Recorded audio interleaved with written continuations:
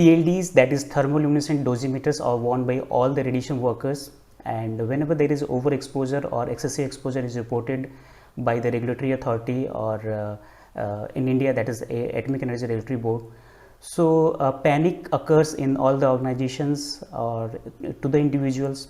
So in that situation, what we are supposed to do as a organization or as an individual, and in case of loss of TLDs or in case of the overexposures which we come to know immediately, these all the things, what actions we are supposed to do, that we are going to discuss in this video. Hi, this is Dibya Prakash, your host from nuclearmedicinesolutions.in, and today we are going to discuss all these TLD related issues which happen in the organizations.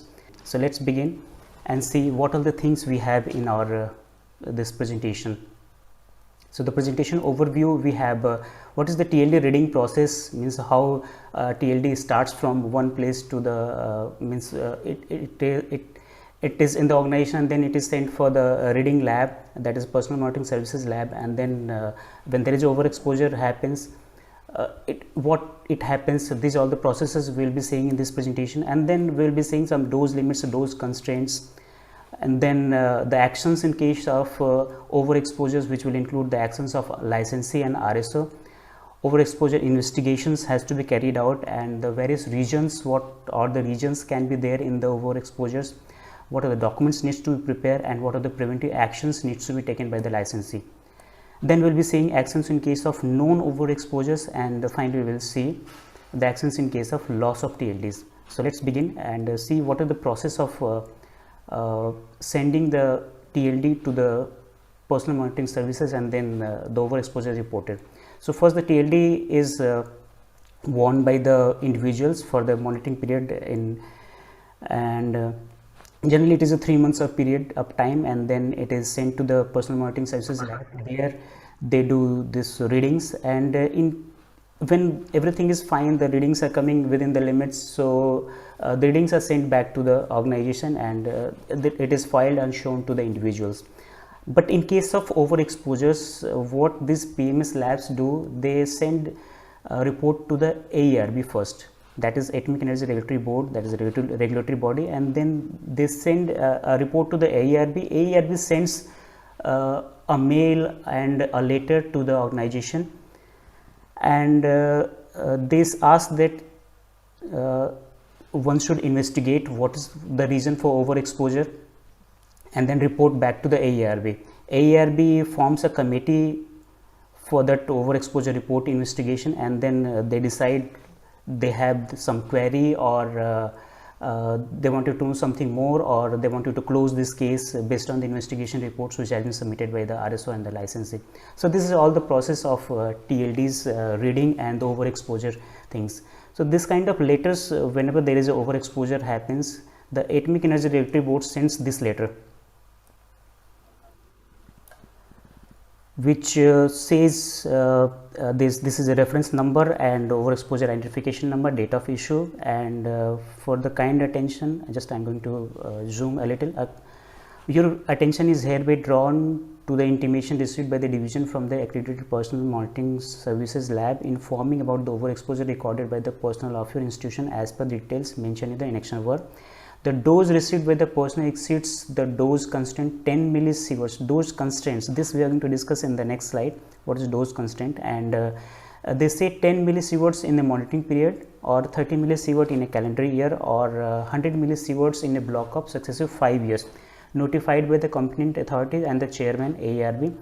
And in view of the above, the person name is so and so is hereby required to submit the investigation report along with the individual written statements of concerned person, and these are the things they are saying. And they give generally in this case they have given 21 days, but in the another letter they have said about the 15 days also. So this varies how many days they generally give. So generally how much time do they give? You mean to say how much time is required? How much time generally is given by the AERB in typically they expect you to submit the report within 15 days. Within 15. Sometimes they give it up to 21 days, but as per the letter you have to follow the instruction. Okay, so whatever letter is there, Typically, it is around 15 days. we are supposed to follow that instructions. Okay, and this is the annexure where they say about the name of the person and then the PMS number, this period of monitoring and the nature of dose what is there, and the dose in chest badge and dose in the wrist badge if it is the nuclear medicine. And they say the cumulative effective block over a period of successive 5 years shall not exceed 100 millisievert and 20 millisievert in every year, and the effective dose in a calendar year during 5-year block shall not exceed 30 millisievert, meaning in a calendar year it should not exceed 30 millisieverts. And to investigate overexposure cases, the dose reported in given monitoring period exceed the limit that corresponds to 10 millisieverts, and the annual individual dose is 30 millisieverts. So let's see what is the dose limits and dose constraints. So dose limits are nothing but that is set by the regulatory body, which any organization or the individual is supposed to follow, that it should not cross that much of limit. And the dose constraints is this term was introduced by the ICRP 60 recommendations which came in 1990, and it is now with the ICRP 103. This has been taken as a much more important tool for the dose optimization, and in all the planned exposure situations the exposure should be below this dose constraints. Like in a monitoring period, the regulatory body has said it should not cross 10 millisieverts, so this is dose constraint, and in a calendar it should not be crossing 30 millisieverts in a year, so that is a dose limit. So these are the differences. There is something called reference dose also, and the reference dose is depending upon the case to case. For the diagnostic reference doses can be there, means for the investigation there can be certain reference level, for the professional there can be certain different reference levels. So that is a different again concept. So the dose constraint is a perspective and source related restrictions on the individual dose from the source in planned exposure situations, except in medical exposure of the patients, which serves as an upper bound on the predicted dose in the optimization of the protection of that source. And the limits which are there are for the 20 millisievert is in a year, and 30 millisievert in a single year, and averaged over 5 years. So total it should not cross 100 millisievert. And for the apprentices, which has age of 16 to 18 years, it is a 6 millisievert. So again the apprentices which are having an age of more than 18 years, that the limit of occupational workers is applied, and less than 16 years of workers are not allowed to work in the radiation facility. And for the length of eye, the dose limit is 20 millisieverts per year, which was earlier something else that we will discuss in the next couple of slides. And for the skin, this is wrong. This is again 20 millisievert in a year. In skin, it is in skin and hand and feet, it is for the extremities it is 500 millisieverts per year. And for the apprentices, these are all the limits.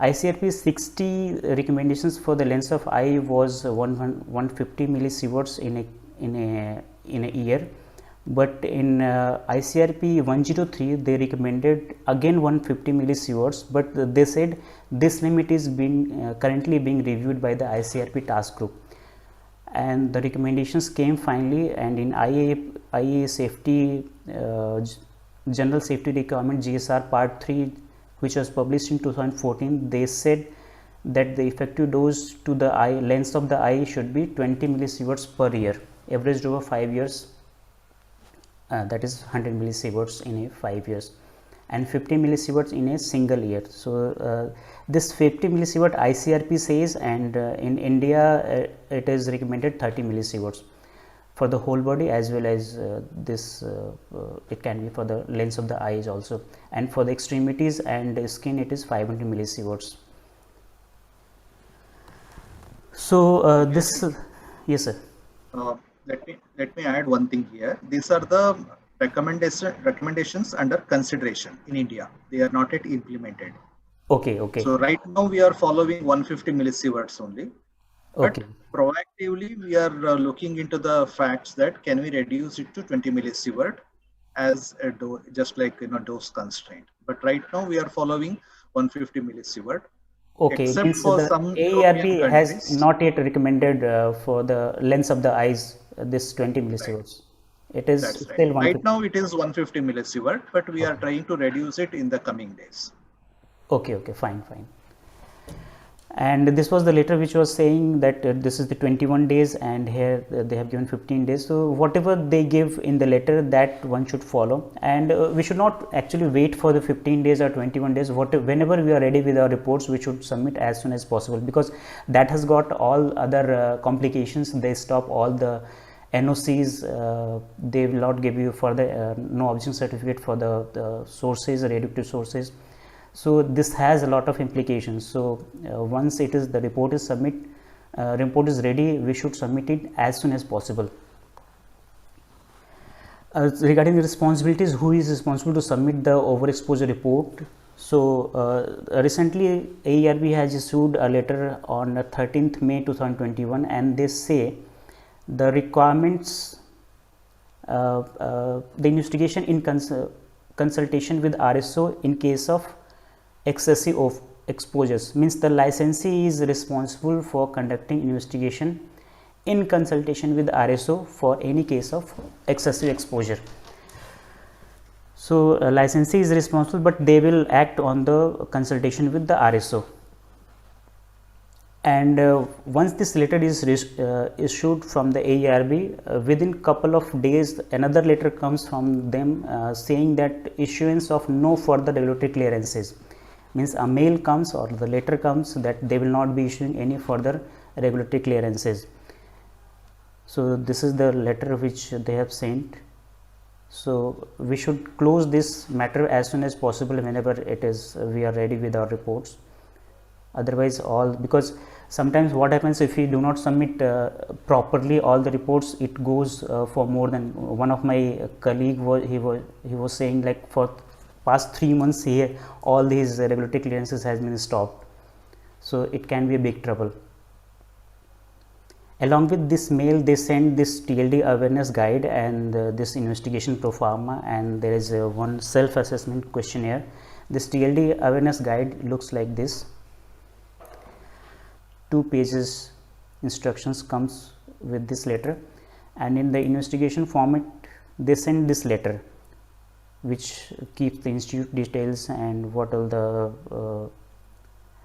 what all the facilities there, and then finally this 3 pages investigation format is there, which contains the statement of individuals and the comments of RSO and the head or the licensee. But this space is very short, so we can add sheets and we can keep it as attachment.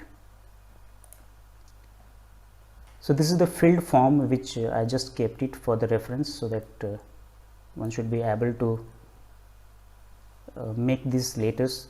These are the details which were filled. Since it was the nuclear medicine, so diagnostic X-ray facility, these all the details has been left blank, and again these queries has been filled, and the statement of so and so person, that is attached, and here I have written as attached, again all the signatures, names, and the round stamp should also be there. And this is self-assessment questionnaire, which where they ask whether it is ensured that TLD cards are received periodically from the PMS lab without undue delay. All these questions are there, so that we need to say yes, yes, yes, yes if it is there. Otherwise, whatever the deficiencies are there, that we need to make it proper. So this is the filled self-assessment questionnaire, which I have said yes in all the columns, and then finally this signatures are there and the round stamp. So this goes as an attachment of the covering letter. So now regarding the investigations by the RSO, AERB says we should investigate why this overexposure has taken place, so that we need to investigate. But in all the normal circumstances, the dose report of TLDs that will not cross the limits which has been provided by the Atomic Energy Regulatory Board or the regulatory authority. In all the safe practices, it will not cross. So there has to be some misunderstanding or mishappening has taken place in somewhere. That is why this overexposure is reported. So we should always look for all the possible causes of overexposure, and we should ask what has actually happened when this TLD when you were wearing. So that depends upon the case to case. You can handle the way you want it, but I should be suggesting you should be asking to them in a friendly manner. So let's discuss what are the possible causes of overexposure. So TLD unknowingly left in the machine room or dropped in L bench and left there for longer time where radioactivity is stored. Generally what happens, TLDs are left in machine room where X-rays or the CT is being exposed continuously, and it is lying there for the longer period of time. So you are not wearing, but if you are storing there or keeping there, so that keeps on getting exposed, and then this overexposure is reported. And in nuclear medicine cases, what happens, the wrist TLDs or the chest TLDs while working, they fall into the L bench, and it gets unnoticed sometimes, and then it keeps on getting irradiated, and this overexposure is reported. In other case, what can happen, the radiation worker underwent diagnostic CT or the radionuclide therapy scan wearing TLDs. What happens, they undergo diagnostic scans wearing this TLD, and during this COVID time it happened in our organization that one of the worker was wearing TLD, and due to this all these PPE kits and all, he did not notice that he was wearing TLD, and he was exposed for the CCT chest, and the overexposure was reported. And what happened, he did not inform anybody that this has taken place, and it was reported by the AERB that this overexposure has taken place. So we should be instructing that whatever happened to the TLD, just inform us. And this was the image of that person, this TLD he was wearing. And once this overexposure was reported, he immediately informed that this thing has happened, and just reply whatever you wanted to reply to the AERB, but this has happened with me. So this was the images, and then I had to calculate all this dose report. Actually I used to save for all the patients, and I advise all the RSOs and the technologists to save the dose report of all the cases, so that you will be able to find the doses if what is happening and if any mishappening takes place during the organization. So you should be able to calculate the doses, how much dose has taken place to the person.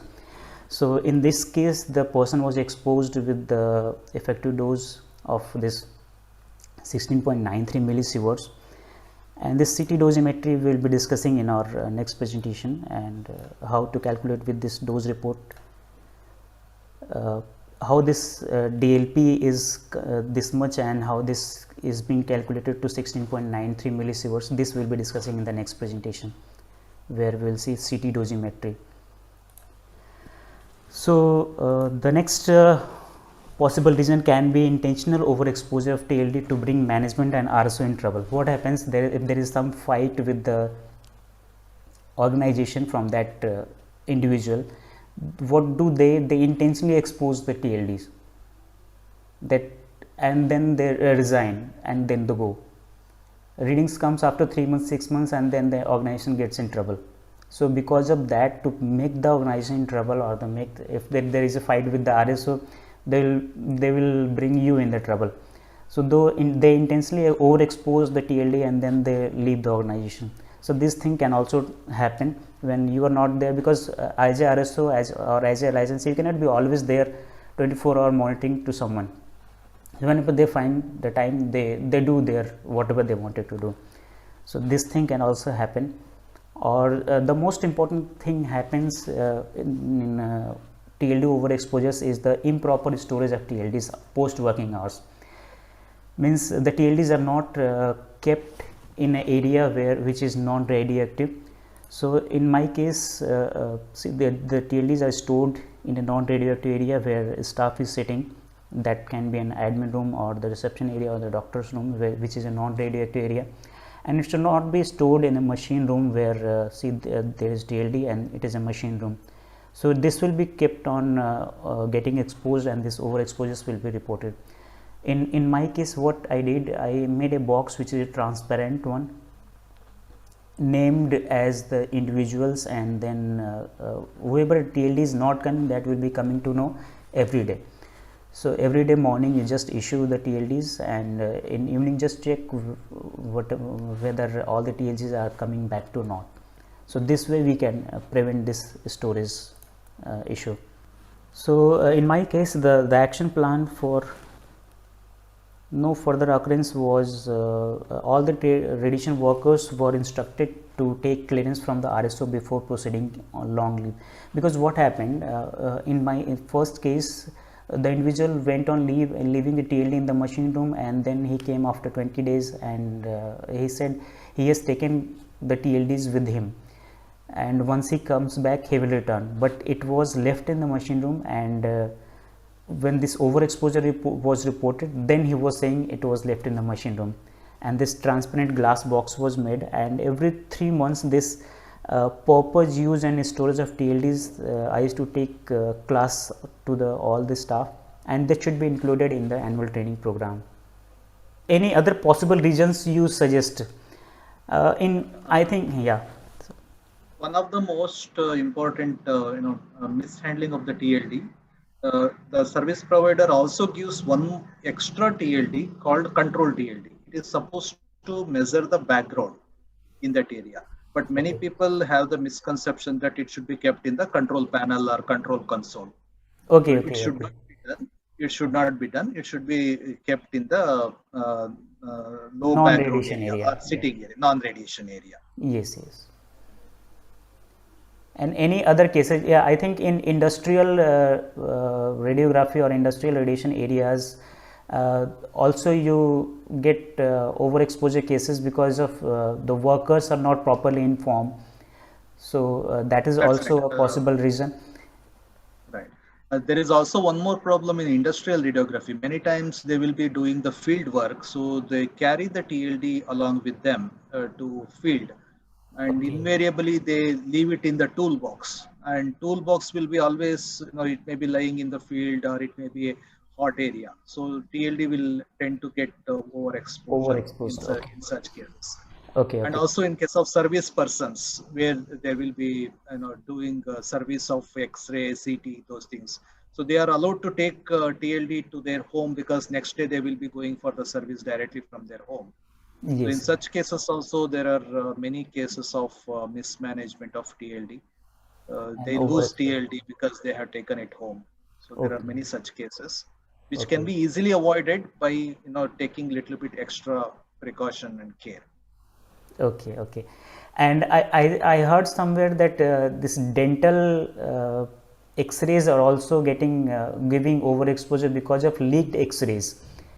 There are some serious quality issues with dental X-ray.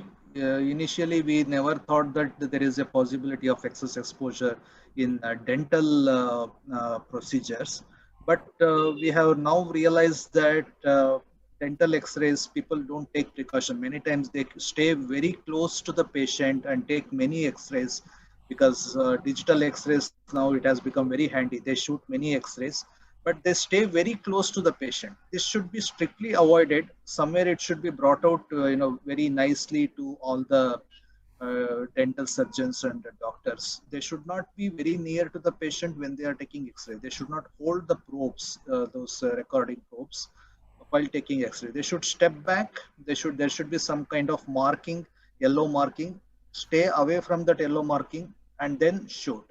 And also there are some very low quality X-ray machines that are available in the market, which they have replaced those dental cones.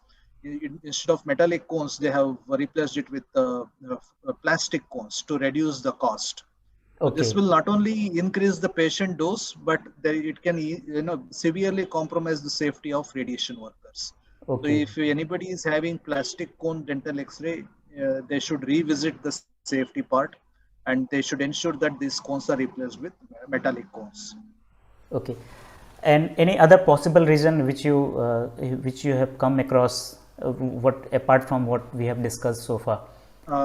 I will present few case studies. I will explain the possible reasons Okay, which okay. I have encountered. Okay, we will see at the last. So let us go ahead with the presentation and see there is a need of blood investigation in cases of overexposure. So I think you will be able to tell on this slide in a better way instead of me. Sure. So whenever there is a suspected exposure of more than 100 millisievert as recorded by TLD or as suspected, sometimes TLD may not record. So in that case, such cases are called for chromosomal aberration analysis at BARC. So in this case, what we do, we collect about 3 to 5 ml of blood sample and then culture the blood sample, look for chromosomal aberration in peripheral blood lymphocytes.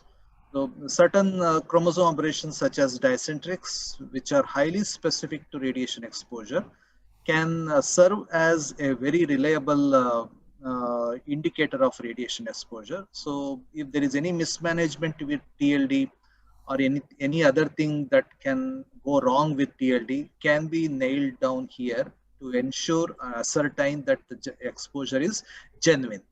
So Okay, this is the okay. only purpose why we do this whole process is called biodosimetry or chromosome aberration test, sometimes also referred as CA test.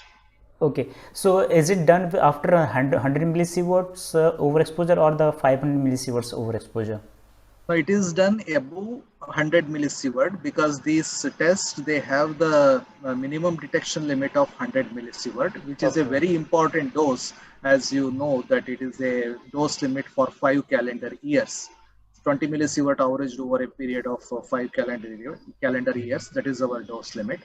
And above 500 millisievert, it is considered as clinically significant. So one okay. has to view it on emergency basis. So if the dose recorded is more than 500 millisievert, it has to be analyzed on emergency basis. So the person will be sent for medical investigation as well as chromosome operation on emergency basis in such situation.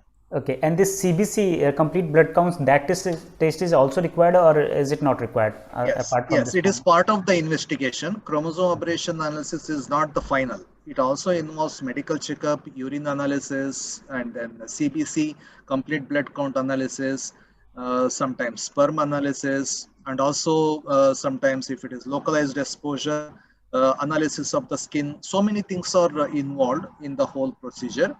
And the most important part, as you can guess, it is biodosimetry by chromosome aberration. Okay, so if the individual is overexposed with the 100 millisieverts, say, so will they be called to the BARC, or if it is less than the 100 millis, they will not be called to the BARC? Is it so? Yes, you are right. You are right because the test has a minimum detection limit of 100 millisievert.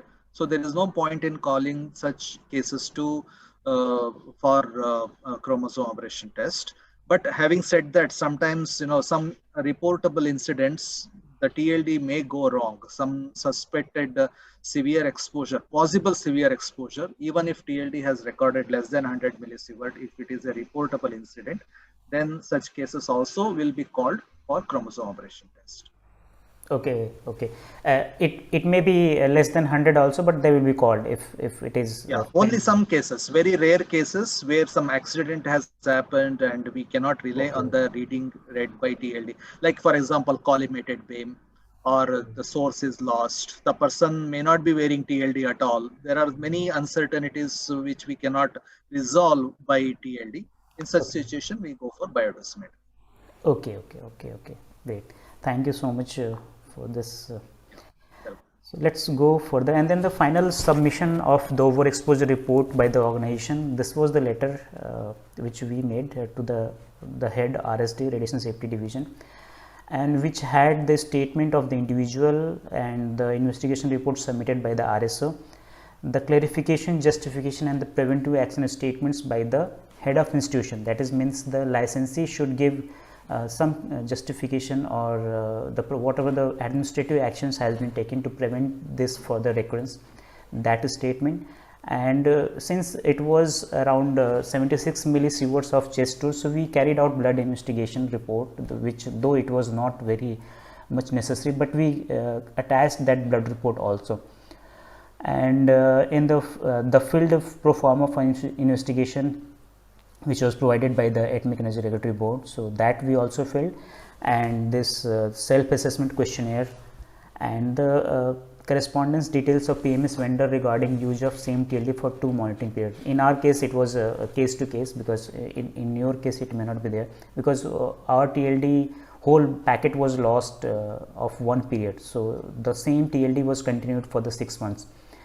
It may not be there in your case. So that is the correspondences which we did with the PMS vendor, that we attached to just to prove that it was used not for the 3 months, it was used for the 6 months. So overexposure should be counted not for the 3 months, it should be counted for the 2 monitoring period. For that we attached this details. And along with this, later with all the enclosures, we send the final mail to the ee.rst@aerb.gov.in with all the corrective measures which we have taken, and whatever the actions, whatever the investigations we have taken, that is mail is sent to the AERB. And finally AERB see all your reports. And what happens, sir, when we submit our report, when it goes to the AERB, what are the things takes place in the AERB, that if you can tell us. When we submit our report, what happens in AERB, if you can just let us know, because you have been sitting in that committees which are formed by the AERB. So AERB will scrutinize all the investigation report. One person like investigation officer, he will scrutinize all the reports, and then he will put it up to the committee which will decide the course of action for this particular case. Okay. So, generally, how many people remain in that committee, and which all the specialties they are there? There are various committees. I cannot comment on that because it may be confidential also. Okay. Okay. So okay. there are various committees which will take care of such excess exposure. And actually, it is not one committee. There are many committees depending on the area of application and severity of exposure. So many things will matter. So that is up to the purview of AERB, and I don't think that they will publish it anywhere also. Okay. Okay. Okay, so they see whatever we have submitted, whether it is genuine or they have some doubt. So if they have doubt, they will again come back. Otherwise, they will. Right. So many times they also go for physical investigation. They may come down to the institute if there is certain serious lapses. They will scrutinize everything, and they will train also. Sometimes they will give the information. Surprise inspections may also be taken place. Right. Yes, it can happen. Okay. It is also sometimes recommended by the committees to go for the investigation, physical investigation at the institute, only if it is of serious concern. Many times it is just because of mismanagement. They will simply send letters, or they may call also, directly call the RSO and give the updates about what has happened, so that what is the action to be taken by the end RSO's end. Okay. And generally in most of the cases it happens that the TLD has been exposed unintentionally, and it is reported, the AERB comes up, it was a non-genuine exposure, and they allot some dose which based on their calculations, and in our case which was 72 millisieverts, and they assigned to the individual it was 0.8 millisieverts for that period. It may be genuine also in some cases where, as we discussed, like if there is a leakage of X-rays, it may be some genuine exposure.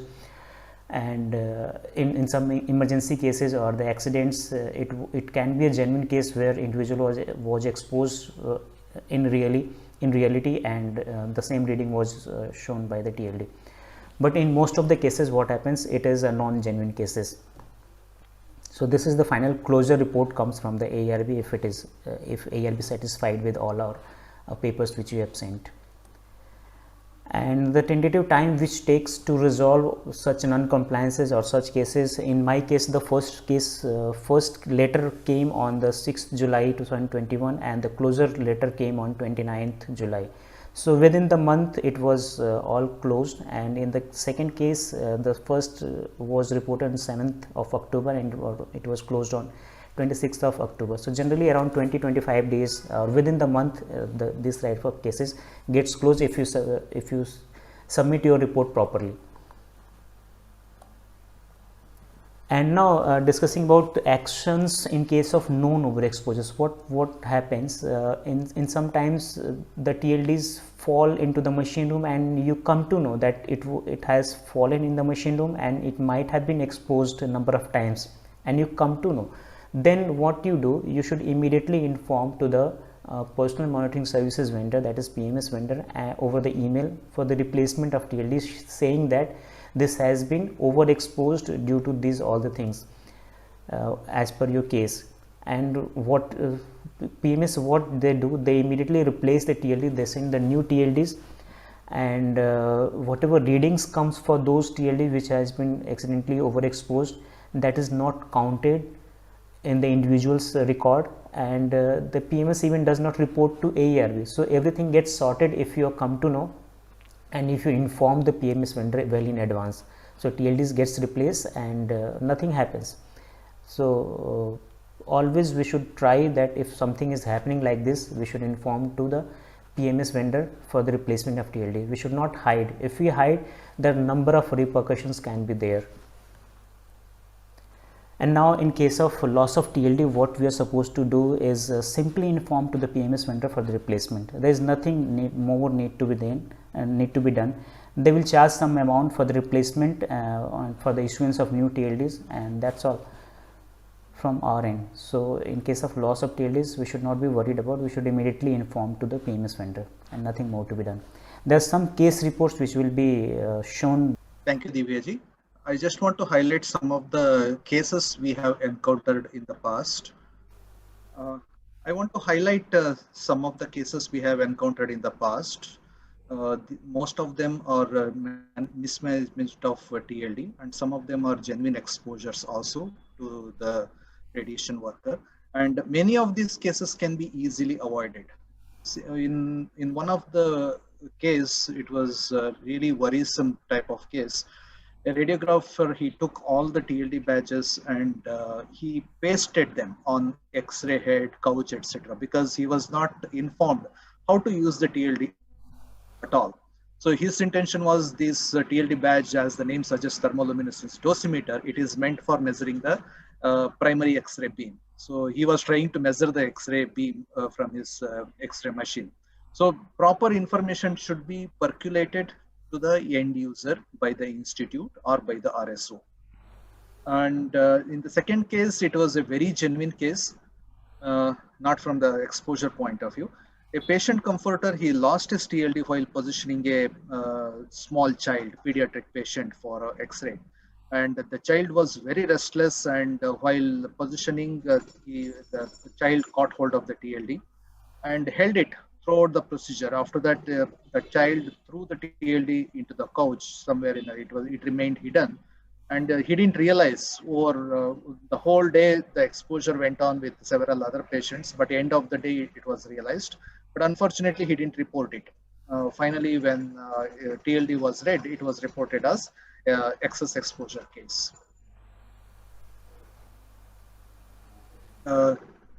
Many times it so happens many X-ray workers, most of the X-ray workers, like especially OT procedure or orthopedic or interventional radiology procedures, wearing lead apron is mandatory. But if TLD falls off for some reason, it will go unnoticed because it is inside the lead apron. So this should be taken care. Once you remove the lead apron or scrub, you should ensure that you are depositing the TLD back into the safe custody. There are many such cases in the past. This is a very serious situation. Many people have the notion that TLD, it is a sort of official harassment by authorities. It is not that. It is not really so. It is meant for ensuring the safety of radiation workers. One hospital, they refused to give TLD to the workers. They said that if you wear TLD and work, it may cause a lot of trouble, so we don't want to give. But it's also so happened that they kept the entire batch of TLD somewhere, and somebody moved it also later on, and it went into hot area, that is the X-ray room. So finally all the TLD got exposed, and in that process of investigating what has happened, this whole thing, the whole situation came into light, and this was viewed with a very serious note, and also the consequence was very clear. So please don't do this kind of mischievous thing with radiation workers. You don't play with the safety of life of radiation workers. Yeah. There was one, this is again one more serious situation. A X-ray service person, he was doing service of X-ray machine, and it seems, many hospitals, they used to insist on taking one X-ray uh, just to ensure that machine is working or not. And he could not catch hold of any patient at that moment. So he used to take his own X-ray wearing the TLD badge just to demonstrate that he has uh, serviced it properly. So this situation should be avoided. If necessary, they can use a phantom or some kind of device to take X-ray, or maybe patient wherever it is applicable. But they should not take their own X-ray every time, because they may be doing a lot of services, and many times they may do 2 or 3 services per day, and that means they will be getting X-ray every day. That should be avoided. Okay. Okay. A student worker, he was very mischievous, and he was curious to know whether these TLD badges what we are wearing, they are really red or it is just an eyewash. So he wanted to know whether it is really red at the end of service provider. So what he did, he exposed the TLD just out of curiosity, and obviously these TLDs are promptly read every time, and this is a very serious thing. So he got prompt action, whatever he deserved, and of course he was given strict warning not to repeat it, and he learned his lesson, of course. Okay. Though he was allowed to continue his work, because we know that it is not genuine, but this kind of thing should not be done by anybody. Okay. Um, in nuclear medicine practice, it is very common to encounter severely contaminated wrist TLD badge. It mainly happens because people wear TLD badge above the gloves. TLD badge should be worn first, and then gloves should cover the TLD badge. Otherwise, there is a possibility of Chances of contamination of TLD contamination. badge. Yeah. Yeah. It should be strictly avoided. The badge should cover the TLD badge, so that you are wearing badge to avoid the contamination, but it should also avoid the contamination of TLD badge. So that's why TLD badge should be below the gloves. Reverse loading of TLD in cassette. It is a very, many people, though it is such a simple device, many people, they end up with a lot of confusion. They reverse load. That means, when you wear the TLD, you should be able to read the name on the TLD. It should not be reverse. It should not be oriented reverse. The chest should And not be many replaced people, with the wrist, and wrist should not be. even that kind of reverse also should not be. Yes, that's right. Chest wrist reverse, that we can make out. If it happens, we can make out.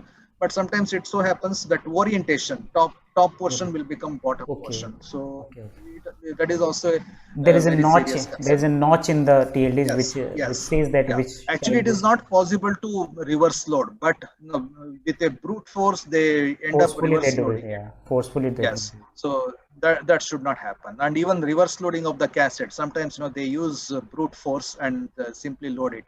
And they sometimes they also cannot make out how to load it. They simply put a safety pin and wear it, or just keep it in the Okay. pocket without cassette. This also So happens. these are the some of the things which we can easily avoid by proper usage of TLD TLDs. cassette. If cassette is damaged, again, that is another concern. If cassette is damaged, you can ask the service provider; they will send it immediately. Please don't wear TLD. Don't use TLD without cassette. Okay. If you wear TLD without cassette, what happens? It shows gamma pattern, because gamma is penetrating radiation. So it will get recorded in all the 3 discs. So even if you are using X-ray, we will end up thinking that you are using gamma, and calibration coefficients are altogether different for gamma. So it will end up with nearly 10 times more dose compared 10 to what you times have more actually dose. used. Yeah. as recorded by TLD. It's not that you have received the dose, but only TLD will receive 10 times more dose. Okay. Some of the very serious sort of like, I would consider this as criminal activities, very mischievous and criminal minded activities also happened in the past. Co-worker exposed TLD of contract workers in one of the hospitals due to some kind of internal conflict between permanent workers and contract workers. Okay. And they have ended up with very serious charges by the institution and also termination of the license, individual license by AERB. So never get into this kind of conflict. It will be viewed with very serious situation. It's really a very serious situation. Never play with others' TLD badge. It is a criminal. It can it can attract criminal charges, either by the individual or by the institute or even by AERB. Radiation worker exposed his own TLD to get transferred into another department because he was not happy with the way he was given work. Okay. So this will not only bring trouble to yourself, but also to the organization. If you are not happy with the work assigned to, then please talk to the authorities. Get it solved at your end. Okay. Please do not expose your TLD. Okay. Yeah. Next. Untrained individuals, sometimes they get employed on temporary contract basis. Especially it can happen in industrial radiography. Hospitals it cannot happen. Okay. Just to save the cost of manpower, sometimes they have employed untrained individual. At least they could have given training from their end, if not the proper certification training. Even that they have failed to do in a few of the cases, and it has ended up because untrained persons, they don't know how to handle the sources. They throw all the safety precaution into air, and they ended up damaging themselves very severely. Few of them, they lost their fingers because of the very severe burn to, radiation burn to their fingers. Because if you touch the radiation source, the intensity of radiation is so high at the point of source, the contact distance is only about few millimeters. So it can lead to very severe skin burn if the source intensity is very high. Industrial radiography sources usually of the order of few tens of curie of source. It can lead to very severe burn to the skin. Okay. So this practice should not be used at all. Employing untrained personnel. It can lead to very severe consequences. Okay. And also sometimes some of the abroad, like countries, Arab countries, where they work in some oil refineries and all, there also, I'm not blaming any country here, but it is actually the problem with individual contract agencies. They without any information, they end up employing untrained personals, and we have encountered in the past many severe radiation burns to finger and also amputation to the radiation workers. This all happened because of improper regulation as well as improper training to the individuals. Okay. And we have no control over other countries. So whenever somebody is getting into another country soil, one has to be very careful about their own safety. And improper disposal of radioactive source, one past example by Delhi University in 2010, it has led to very severe exposure to the infamous Mayapuri case. Mayapuri case. So there is some kind of very confusing notion somewhere inculcated in the mind of radiation workers. After 10 half-life, you can dispose of source. It is totally wrong. If it is a sealed source, even if it is 20 half-life, please do not dispose of sealed source. This 10 half-life, it is applicable only for the patient waste and nuclear medicine waste, where the initial activity itself is of the order of few millicurie, and you can they are always short-lived radioisotopes. So within 10 half-lives, their activity will come down to such a low level that they can be considered as general waste. And besides that, you will be diluting and dispersing into the general sewage. Whereas if you are disposing the sealed source in the same manner, it will remain at one point at any given time, and it can pose as a serious threat to anybody who comes in contact with that kind of source. So the activity remaining maybe still maybe of the order of few millicurie or few tens or hundreds of millicurie. So that can severely cause lot of damage to the whoever comes in contact. So if it is a sealed source, you are not supposed to dispose it at all. You have to only deposit to the safety deposit places. For example, your cobalt 60 therapy source or calibration source, they may be only of CM the order sources, of yeah. millicurie. Yeah, Yeah, but CM they are sources. sealed sources. Yes, you're not supposed to dispose such sealed sources. Even after 10 of lives, you are not supposed to dispose. They are supposed to go back to their origin of country of origin. Yes, either you have to send it to the manufacturer, original manufacturer. Sometimes they refuse, and then you have to take the permission of AERB and deposit in the safe deposit places we have in India. Only Yeah. when manufacturer refuses, we have certain procedure. You can take the help of AERB. They will be able to guide you how to dispose of the sealed sources. Right. Thank you.